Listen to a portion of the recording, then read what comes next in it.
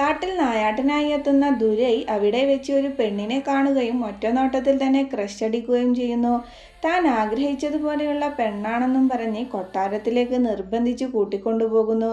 പോകുന്ന വഴിയിൽ വണ്ടിയുടെ മുന്നിലേക്ക് മറ്റൊരു പെണ്ണുകൂടി വന്നു വീഴുന്നു. ആ സന്ദർഭം മുതലെടുത്ത് വണ്ടിയിലുണ്ടായിരുന്ന പെണ്ണ് ഓടി രക്ഷപ്പെടുന്നു. ദുരൈ അവളെ തിരഞ്ഞെങ്കിലും കണ്ടെത്താനായില്ല. കൊട്ടാരത്തിലെത്തിയ ദുരൈ തൻ്റെ സഹായിയായ മല്ലേഷിനോട് അവളെക്കുറിച്ച് പറയുകയും അവളെ കണ്ടെത്തി തൻ്റെ മുന്നിൽ ഹാജരാക്കാൻ ആവശ്യപ്പെടുകയും ചെയ്യുന്നു. അടുത്ത ദിവസം രാവിലെ തന്നെ മല്ലേഷ് അവളെ കണ്ടെത്തി ദുരൈയുടെ മുന്നിലെത്തിക്കുന്നു. ദുരൈ സന്തോഷിച്ചെങ്കിലും അവളും മല്ലേഷും വന്ന് ദുരൈയുടെ കാലിൽ വീണ് അനുഗ്രഹം വാങ്ങുന്നു. അവൾ തൻ്റെ ഭാര്യയാണെന്ന് മല്ലേഷ് ദുരൈയോട് പറയുന്നു. കുട്ടിക്കാലത്ത് കളിച്ചു നടന്നിരുന്ന സമയത്ത് മല്ലേഷിൻ്റെ മുത്തശ്ശൻ ഇനി താൻ എത്ര നാൾ ജീവിച്ചിരിക്കുമെന്ന് അറിയില്ലെന്ന് പറഞ്ഞ് ആ പെൺകുട്ടിയുടെ കഴുത്തിൽ താലി കെട്ടാൻ മല്ലേഷിനോട് ആവശ്യപ്പെട്ടിരുന്നു. അങ്ങനെ വിവാഹം എന്താണെന്ന് അറിയാത്ത പ്രായത്തിൽ തന്നെ അവർ തമ്മിലുള്ള കല്യാണം കഴിഞ്ഞതായിരുന്നു.